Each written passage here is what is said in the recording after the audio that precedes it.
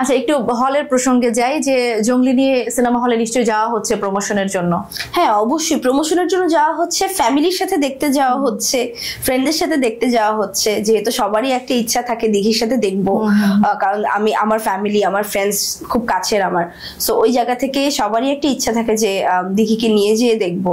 তো চেষ্টা করছি সবার সাথে আসলে জয়েন করার, এই জন্য দেখতে যেতে হচ্ছে, ভিজিট করতে যেতে হচ্ছে। হ্যাঁ, যেতে হচ্ছে। দেখি, তোমার কি মনে আছে যে তোমার প্রথম সিনেমা যখন ঈদে মুক্তি পেয়েছিল সিনেমা হলে, তখন কি কখনো হলে যাওয়া হয়েছিল? হ্যাঁ হ্যাঁ, হলে যাওয়া হয়েছে। মায়ের সঙ্গে অনেকবারই আমার হল ভিজিট করা হয়েছে। আমার যেটা মনে পড়ে, মানে যতটুকু মনে পড়ে, যে আমার কয়েকবারই এরকম হল ভিজিট করতে যাওয়া হয়েছিল, এবং ওই সময়টাতে যেটা হতো, আমি তো খুব ছোট, দেখা যেত আমি আমার মোস্ট অফ দা টাইম আমার চাচুর কোলে থাকতাম, সে আমাকে নিয়ে ঢুকতো, এবং একটা বের হওয়ার সময় দেখা যেত আর বের হতে পারতাম না, আমরা 1-2 ঘন্টা গেটের সামনে আটকা থাকতাম, কারণ মানুষ আমাদের এমন ভাবে ঘিরে থাকতো, এবং আমি যেহেতু কোলে থাকতাম দেখা যেত আমাকে এইভাবে ধরে ওখানেই আমরা আটকে আছি। এবং এরকম অসংখ্য ছবিও আমার কাছে আছে যে আমরা বের হতে পারছি না, আমরা ওখানে আটকে আছি, ওখানে মানুষ ভিড় করে আছে, যেতে দিবে না, আজকে থাকতে হবে এখানে, আরো থাকতে হবে তাদের সাথে। সো এইরকম মোমেন্টটা আমার মনে আছে। যে এই সিনেমার গল্পটা শুনছিলাম, এই সিনেমাটা কোন সিনেমা ছিল মনে আছে কি? মানে নাম কি ছিল বা কারা আর্টিস্ট ছিল, তাদের সঙ্গেই গিয়েছিল?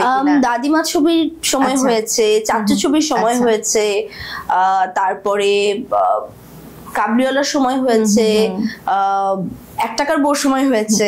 একটা সময় তো প্রমোশনের জন্য বা যে কারণেই হোক, তুমি বললে যে তোমাকে দেখলেই যে অনেক ভিড় জমে যেত অনেক, তো মাঝের সময়টাতে তুমি সেরকম তো পর্দায় কাজ করনি। সেই সময় আসলে আমাদের নিজেদের ব্যক্তিগত জীবন থেকে আমরা যখন একটা জায়গা থেকে একটু কিছু দূরে থাকি, তখন কিন্তু অনেকটা ডিপ্রেশনে আমরা পড়ে যাই। আসলে এমন কি হয়েছিল, আর হলেও কিভাবে ওভারকাম করেছো, কিভাবে সেই সময়টা? ডিপ্রেশনে আমি ডিপ্রেশনে বলবো না, বাট প্রথম তো খুব খারাপ লেগেছিল, এটা সত্যি কথা। যখন আমি মানে কাজ করা ছেড়ে দিলাম শিশু শিল্পী বয়সে, তখন বয়সটাও আসলে এত অদ্ভুত, যে না ছোট না বড়, একদম মাঝামাঝি একটা অবস্থায়, তো কোনো ক্যারেক্টারই আসলে ঠিক মতো করা যাচ্ছিল না। তো ওই সময় গ্যাপটা দিয়ে দাও, এবং গ্যাপটা দিয়ে দেওয়ার পর যেই ফিলটা হতো সবসময়, যে আমি ক্যামেরা খুব মিস করছি,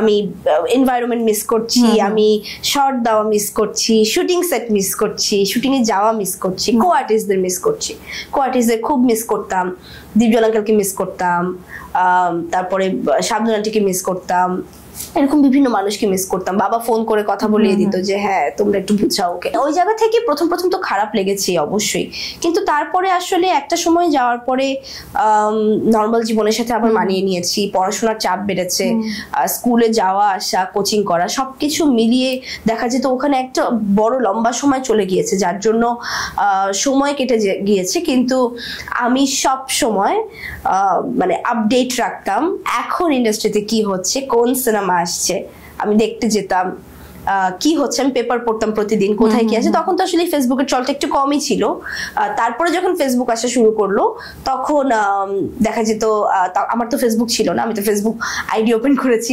এসএসসির পরে, তো এসএসসির আগ পর্যন্ত দেখা যেত আমার ভাইয়ের আইডি দিয়ে, মামার আইডি দিয়ে, এর আইডি দিয়ে আমি একটু খোঁজ রাখা, ইউটিউবে গান দেখা, কি কি গান আসছে এবার ইন্ডাস্ট্রিতে, সো আমি আপডেট সবসময় রাখতাম।